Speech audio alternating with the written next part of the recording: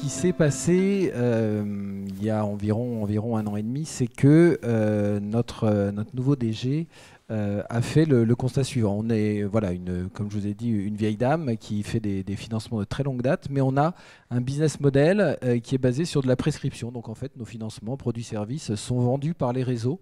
Et notre client jusqu'à présent, c'était les réseaux de concessionnaires. On ne connaissait pas nos clients finaux. Donc on n'avait pas de contact avec nos clients. Les quelques contacts qu'on avait, c'était plutôt désagréable en cas d'impayé. Donc voilà, on avait vraiment une méconnaissance de nos clients et on n'était pas voilà, très, très intéressé pour chercher à les connaître. Et puis voilà, le monde change, il y a la digitalisation, il y a des risques de désintermédiation, d'ubérisation. Et on s'est dit, voilà, là, il faut qu'on revoie notre stratégie et qu'on se rapproche des clients et qu'on soit en capacité de vendre beaucoup plus en direct à nos clients. Donc, du coup, il faut qu'on les connaisse, il faut qu'on sache qui ils sont et qu'on passe voilà, d'une période où on avait plutôt des visions risques, châssis, où on vendait des financements les uns après les autres, à une vision client où je connais mes clients, je connais ses attentes, ses besoins et je peux lui proposer des choses qui vont l'intéresser. Donc, voilà, nous, la donnée est devenue stratégique pour RCI et c'est voilà, c'est un capital. On veut pouvoir donner de la valeur à ces datas et pour servir tous les KPI marketing. Donc ces KPI marketing, ça va être pour les constructeurs d'accélérer les renouvellements, d'augmenter les taux de renouvellement, d'augmenter la fidélité des clients et puis pour RCI, vendre plus de produits, plus de financement en direct avec les clients.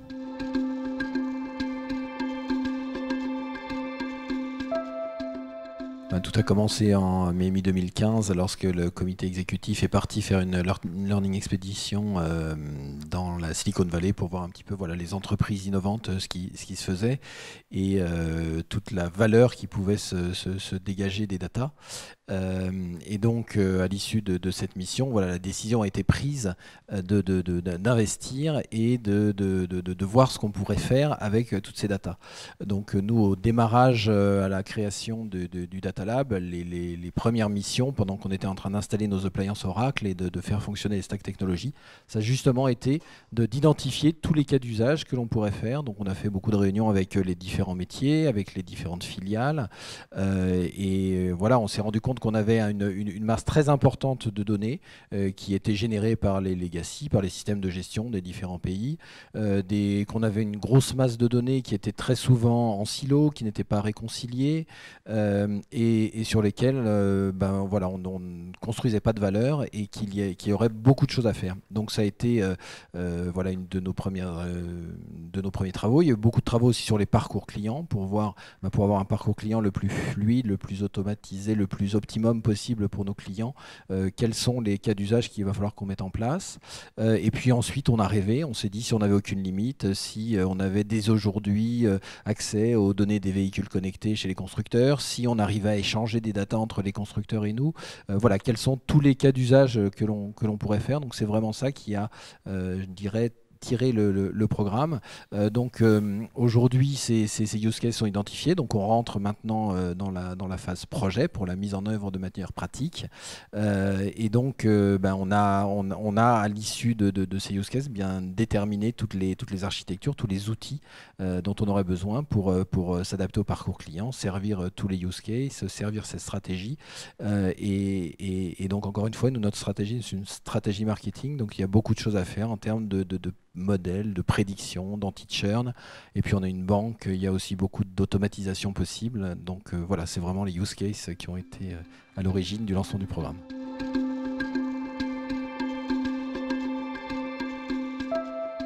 L'objectif pour servir les outils marketing, c'est de dire il faut qu'on ait quelque part un enregistrement client, une vision 360 disponible à jour, la plus fraîche, avec un maximum de KPI, bien évidemment les données clients d'identification pour qu'on sache les toucher, mais aussi toutes les informations sur les financements, les produits, les services dont ils disposent, les contacts que l'on a avec eux, quelles sont leurs demandes, quels sont leurs niveaux de satisfaction, pouvoir mettre tout ça dans un Golden Record, dans une vue client 360, et ensuite être en mesure de se connecter à tous les systèmes marketing qui nous permettront du coup de générer cette valeur. Donc c'est les outils majoritairement CRM pour faire du lead management vers RCI mais aussi vers les constructeurs, faire tout ce qui est customer care parce qu'on a quand même voilà, du contact client à gérer aussi, et puis pouvoir se connecter aux outils de campagne. Donc pour tout ça, un des projets majoritaires, c'est de désiloter les données, les ingérer, les processer, créer un golden record et puis les servir au système marketing. Parce qu'on rappelle un des enjeux, je crois que les chiffres ont un peu évolué, mais quand 100 voitures sont vendues chez Renault, combien il y en a qui sont financées?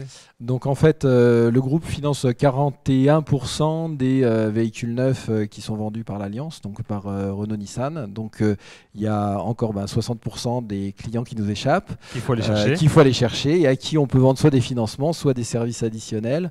On a un parc roulant qui n'est pas constitué que de véhicules neufs Renault-Nissan et donc des clients qui potentiellement pourraient aussi avoir besoin de services qui ne seraient pas liés à nos financements. Donc tous ces clients-là, il faut qu'on les identifie, qu'on les reconnaisse, qu'on aille les chercher, qu'on leur propose le bon produit au bon moment.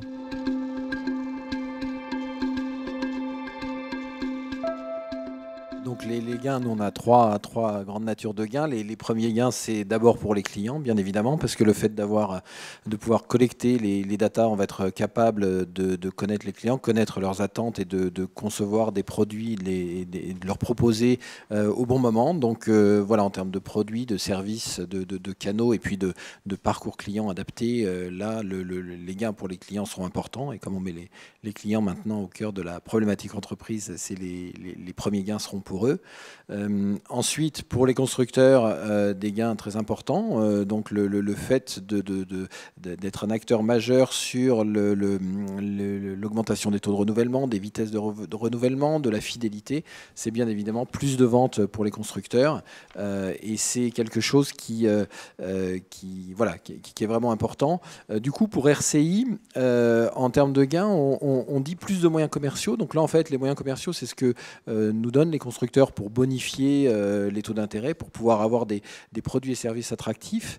Et là, c'est très important parce qu'en fait, on se rend compte que dans les dernières années, on a eu une forte communication de notre direction générale envers les constructeurs en leur disant « mettez plus de moyens commerciaux » et on se rend compte que les résultats RCI augmentent proportionnellement à l'augmentation de ces moyens commerciaux mis par les constructeurs. Donc un des gros use cases, un des gros enjeux du big data et de ces analyses, c'est de pouvoir donc récupérer les datas des constructeurs, les marier avec les nôtres, comparer les deux populations de clients constructeurs qui achètent cash ou financés par un autre moyen que nous, nos clients à nous, et leur montrer que l'utilisation des moyens commerciaux qu'ils mettent chez RCI va leur rapporter de manière très nette et précise une somme qu'on est capable de leur annoncer. Et donc ça, quand on est capable de faire ça, du coup, c'est assurément le moyen d'avoir l'année d'après plus de moyens commerciaux, donc plus de résultats, donc plus de gains pour RCI, et plus de retour vers l'actionnaire, donc encore plus de gains pour les constructeurs. Voilà, donc c'est un cercle vertueux. Et bien sûr, les gains, on souhaite, voilà, connaissant les clients et s'adressant directement à eux, augmenter la vente de services, et donc pour RCI, faire bien évidemment plus de ventes de produits et de services.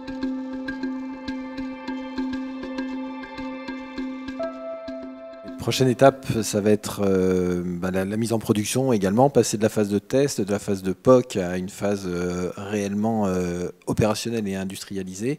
Voilà, pour ce faire, il faut qu'on finisse d'installer, je dirais, tous les stacks technologiques dont on a besoin.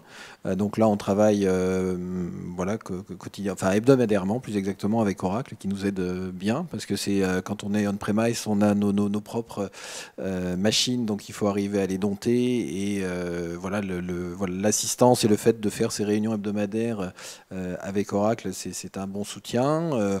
On a eu aussi dans les choses qu'on a faites, des questions qu'on s'est posées. On a pu bénéficier aussi de l'assistance d'Oracle, mais plutôt côté conseil, pour nous aider à analyser un petit peu ce qui avait été fait et comment on pouvait mieux tirer parti, soit des machines, soit des stacks techno dont on disposait déjà. Encore quelques algorithmes à développer. Vous voyez, et puis voilà, donc après, les prochaines étapes, c'est que notre projet de Vision 360 soit déployé à court terme déjà sur 2 filiales et qu'elle qu'ils soient vraiment intégrés, connectés au système de gestion et au système marketing des pays, à nos espaces clients.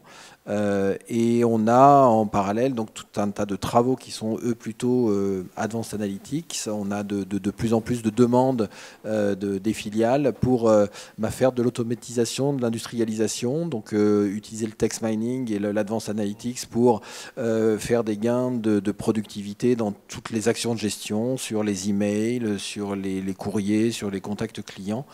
Donc voilà, il y a beaucoup de choses qui nous sont demandées. Il faudra arriver à réussir tout ça, mais doute pas qu'on va y arriver.